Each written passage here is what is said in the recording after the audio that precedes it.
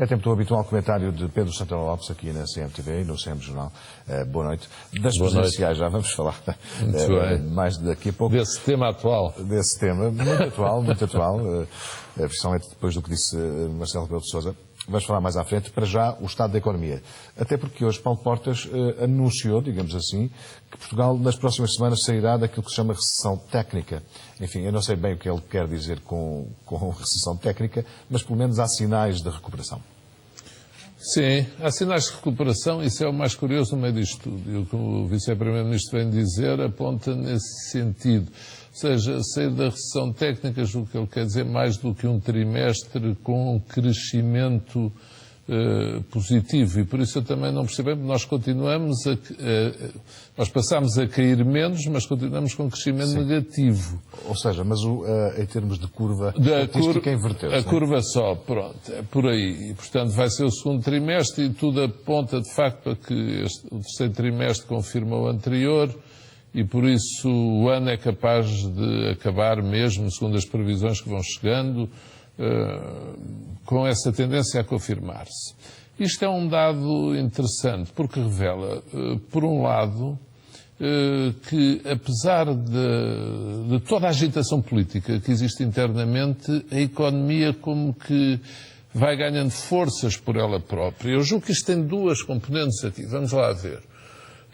Por um lado, o que é o comportamento dos próprios circuitos produtivos e económicos, por exemplo, as exportações. Este relatório da Morgan Stanley sublinha, que saiu há dias sobre a economia portuguesa e que diz que nós nos estamos a portar muito bem, sublinha a força do setor exportador. Diz mesmo com todas as condicionantes, todas as crises políticas, Portugal tem realidades. Por um lado, a vontade firme de fazer a reforma do Estado. Por outro lado, a força do setor exportador, que já tem mecanismos de estabilidade, digamos assim, muito próprios, para além das várias crises. E, portanto, a economia portuguesa, atrelada, digamos assim, à da zona euro, vai de facto crescendo apesar das tempestades políticas. Segundo, há um comportamento que eu já aqui referi, que eu sinto muito no meu dia-a-dia, você também sentirá, que é dos portugueses em muitos sítios do país dizerem que, olha, não é que se dá na troika, para não usar uma palavra pior, mas que se dá na crise, mais a troika, no sentido de que nós vamos nos virar, seja para exportar, seja para criar novo negócio. Há muitas empresas novas a constituírem-se, e não só no comércio, e, portanto, eu julgo que estes sinais de recuperação, junto à força que tem dado o setor do turismo nas principais regiões do país, contribuem para esta perspectiva ligeiramente otimista. Ou seja, os mercados externos olham para nós, e este boletim da Morgan Stanley principalmente, e diz o que é que eles fazem? Greece versus Portugal. E põem Portugal muito diferente da Grécia. Ou seja, Portugal, na sequência da crise política de julho, ficou mais longe da Irlanda. A taxa de juros foi para os tais 6 pontos, não é? Quando já chegou aos 7 e tal, mas agora está estabilizada nos 6, 6,1. Mas, apesar de termos ficado mais longe da Irlanda, não ficámos parecidos com a Grécia. E os analistas internacionais continuam a dizer, não, Portugal, apesar de tudo, é persistente nas reformas, Portugal, apesar de tudo, do setor exportador comporta-se bem, Portugal, apesar de tudo, tem uma coesão social considerável. Portugal, apesar de tudo, crescerá no ano que vem. Enquanto eles da Grécia dizem que a Grécia é completamente diferente. E, nomeadamente, na eficácia do sistema fiscal, que é o que se está a portar muito bem em Portugal em termos de receitas, de facto estão a contribuir muito para contrabalançar o comportamento menos positivo do lado da despesa. A questão que se coloca face a estes dados, e até ao que disse hoje Paulo Portas, é se a nossa economia está a inverter o ciclo apesar deste governo, ou se foi por causa das ações do governo que a economia está com este comportamento. É porque há quem diga que se o comportamento fosse outro, a economia estaria com uma performance muito melhor, não é? Ou poderia estar. Se houvesse mais estabilidade, se tivesse havido mais estabilidade do lado do governo, e se houvesse mais entendimento com a oposição, isso poderia ter reflexos mais positivos na economia, sem dúvida. De todos sabemos, há uma componente psicológica no funcionamento da economia que é muito importante. O professor Cavaco Silva, atual Presidente da República, há muitos anos escreveu sobre a componente psicológica da inflação, o próprio comportamento dos preços e, portanto, as expectativas positivas ou não. E não é só nesse indicador macroeconómico, não é só na inflação. Na generalidade dos indicadores, o comportamento, o funcionamento das expectativas faz variar positivamente ou não. E, portanto, aliás, este mesmo boletim, que aqui estou a mostrar, da Morgan Stanley, fala muitas vezes, o que ele diz é, atenção, qual é a principal condicionante? Tem aqui os mapas, não é nada da economia. Atenção, a possibilidade de uma nova crise política é a única dúvida que nós temos em Portugal, no que engloba a questão do Tribunal Constitucional e saber se o Governo se mete ou não. Portanto, eles dizem, a principal questão é política, em Portugal não é económica. E isso é interessante ver. Saber, portanto, se a performance podia ter sido melhor, isso estou convencido que sim, se de facto não tivessem existido estas agitações e tempestades que todos conhecemos. Apesar de tudo, vai-se resistindo. O que aconteceu a semana passada com o Ministro Pires de Lima é que, mais uma vez, vieram membros do Governo dizer não conheço, não sei o que é que ele disse, não quer saber, eu quase tenho raiva a quem saiba, distanciando-se. Mas depois, com o passar dos dias, veio a comprovar-se que ele não tinha dito nada de negativo, quer dizer, continua sem saber se Portugal, de facto, tem um segundo resgate ou se caminha, como tudo indica, para o tal programa cautelar do que os relatórios também falam. Essas declarações, porque se tem falado muito dessa possibilidade de Portugal ter um programa cautelar ou um segundo resgate. Foi Pires de Lima quem disse pela primeira vez que o programa ia ser negociado para o ano.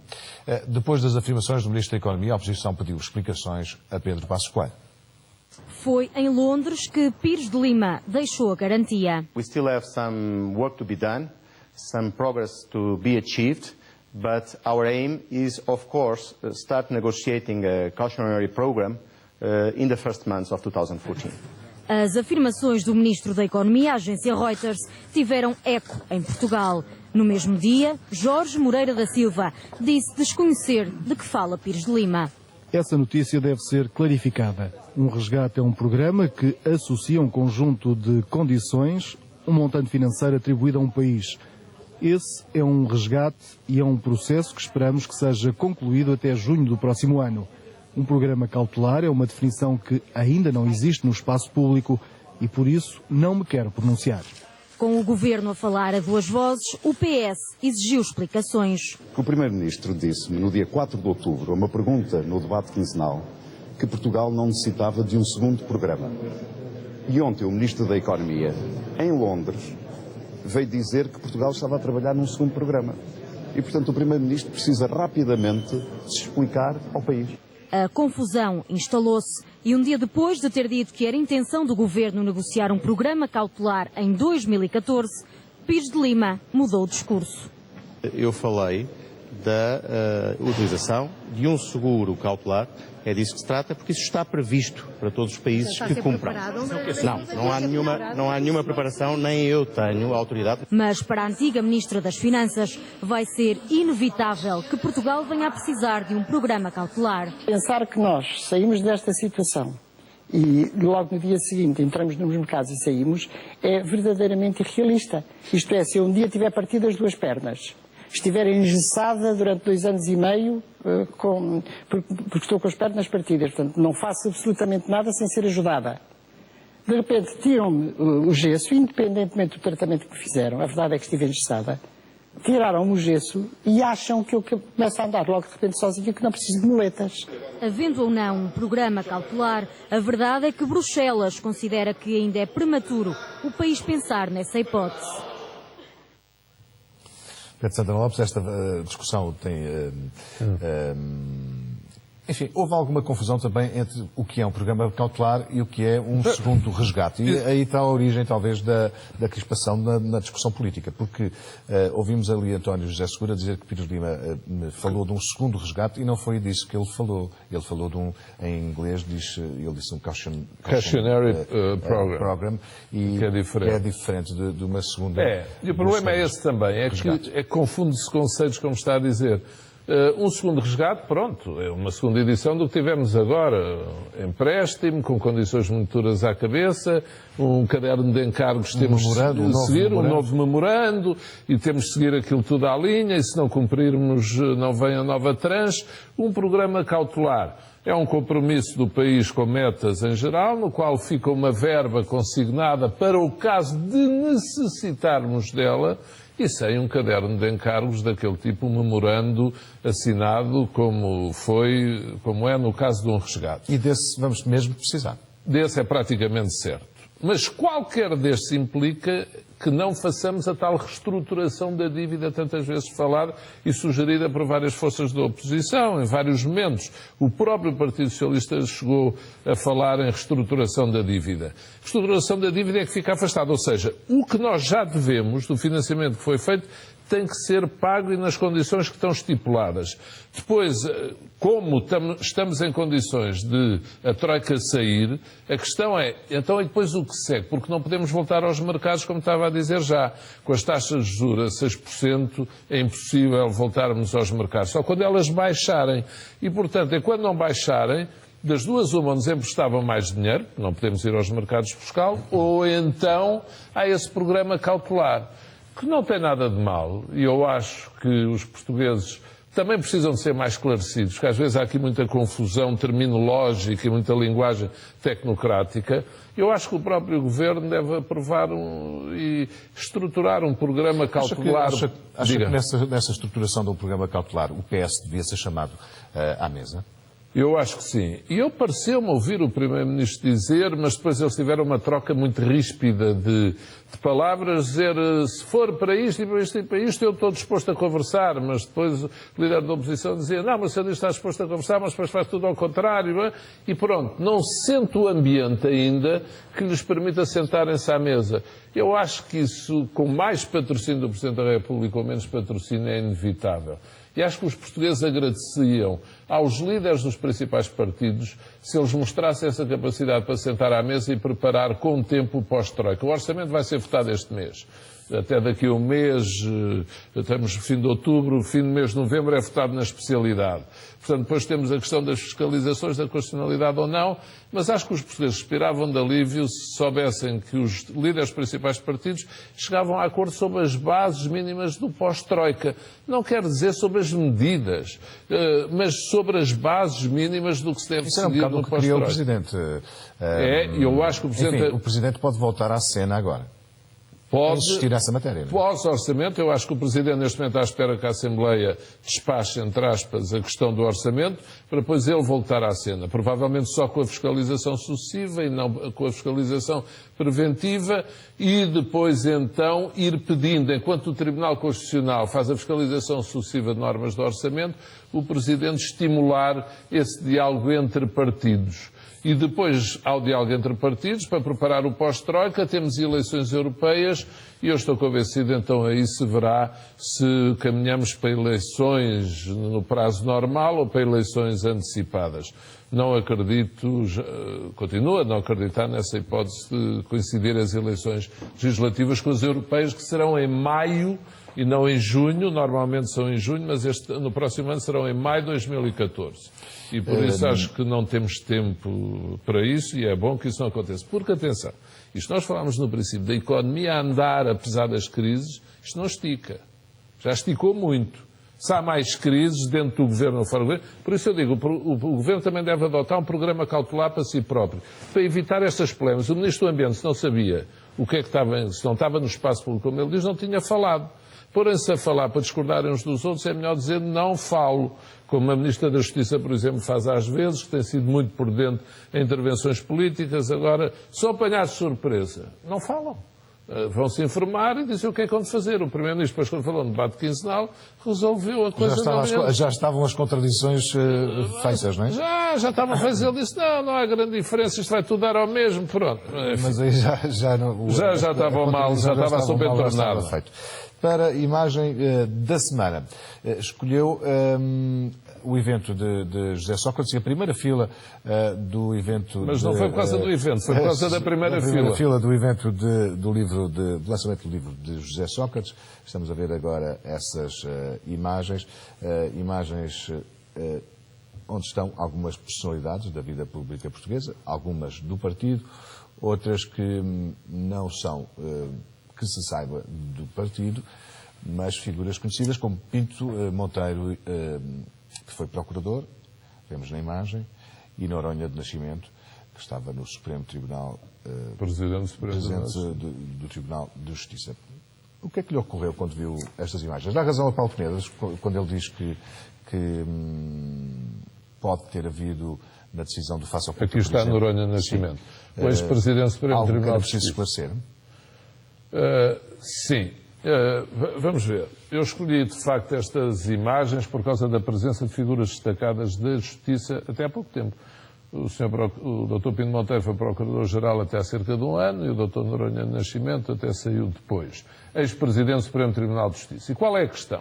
É que os dois tiveram que tomar medidas, digamos assim, muito polémicas e que foram no sentido daquilo que José Sócrates quereria.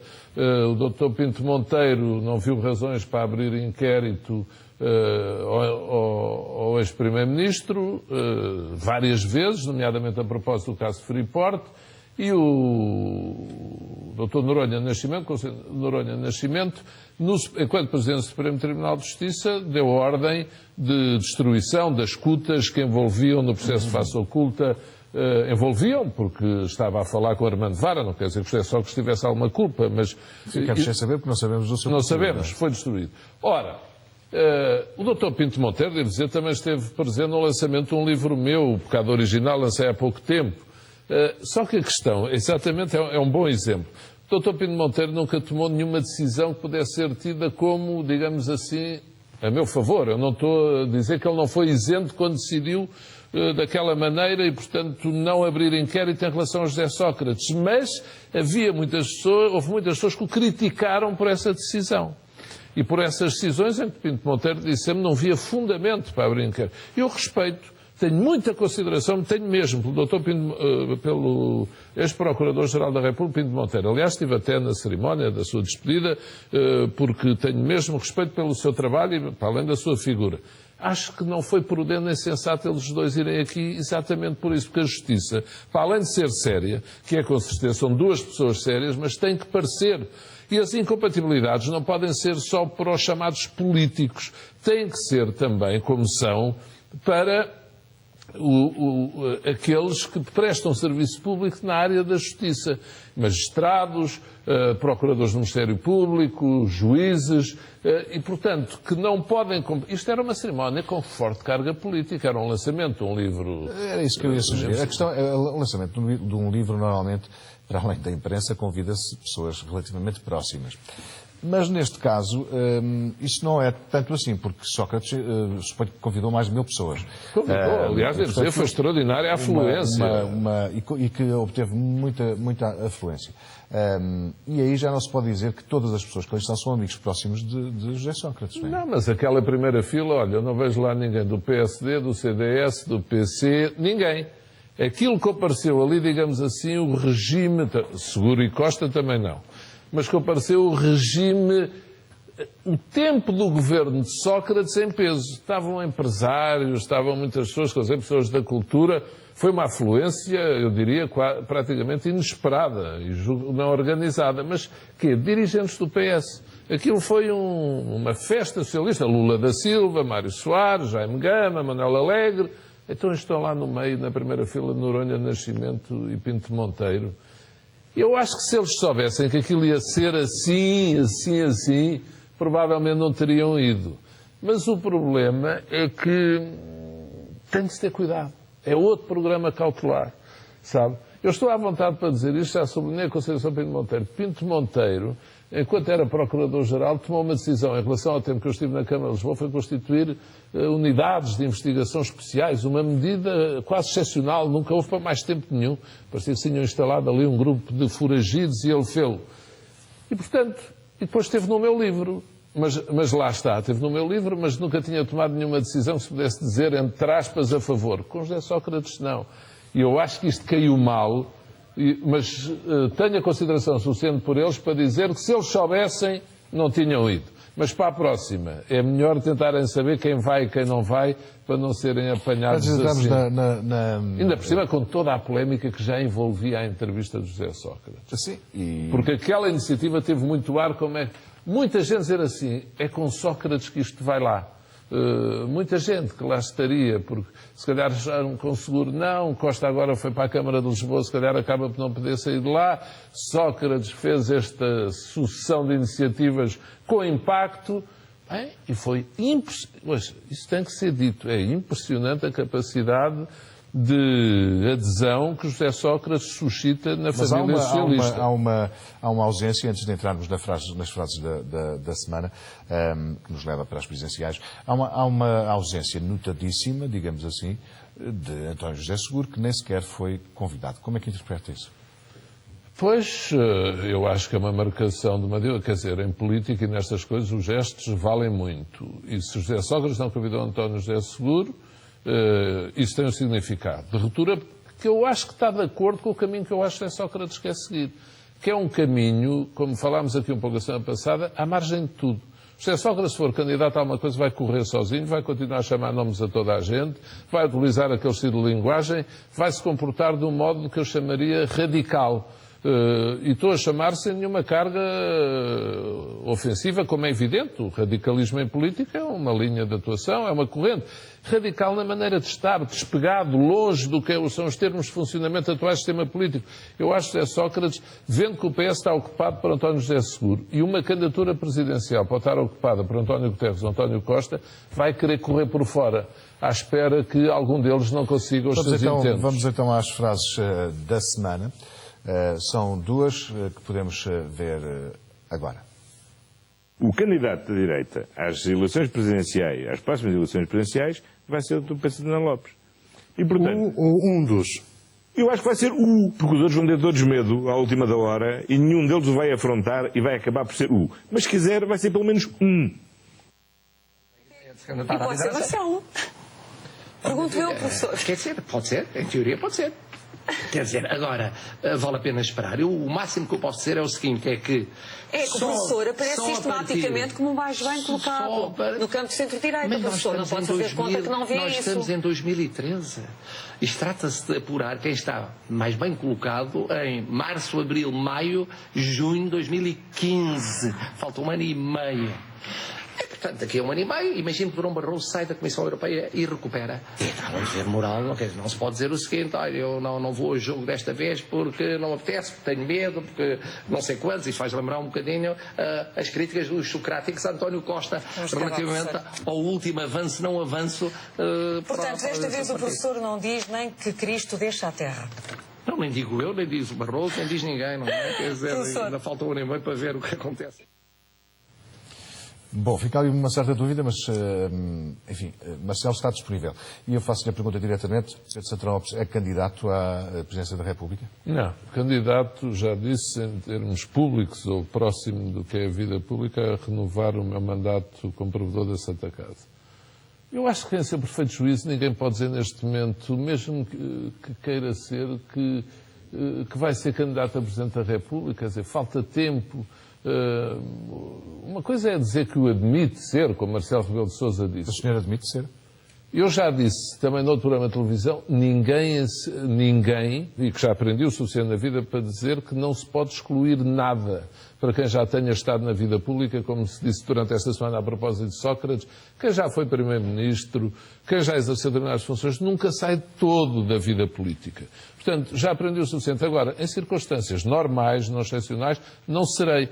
Pela minha vida profissional, não posso, e também pelas funções, enquanto advogado, vida profissional enquanto advogado, e pelas funções de desempenho na Misericórdia, não tenho projetos, sinceramente, cá estão motivadores, tão mobilizadores, como outros no exercício desse alto cargo, que é o mais alto cargo do Estado, mas cada um tem as suas circunstâncias de vida. Agora, eu escolhi esta frase de António Costa, não foi pelo que ele disse de mim, que isso, pronto, vale o que vale. foi pelo que ele provocou em Marcelo Rebelo de Sousa. Marcelo andava, ele agora diz que ainda falta muito, isso no domingo, mas ele há semanas neste programa, que hoje é das poucas alturas em que não estou sintonizado na CMTV, mas normalmente vejo gravado para não perder nada da CMTV quando estou a ver televisão. Marcelo Rebelo de Sousa, já há semanas que andava a dizer vamos falar sobre presidenciais, sobre presidenciais, sobre presidenciais. Falou desta vez. E porquê? Como António Costa disse segundo e candidato, deve ser eu, da direita, Marcelo sentiu-se obrigado a dizer não, eu talvez seja, se tiver o dever, mas há Marcelo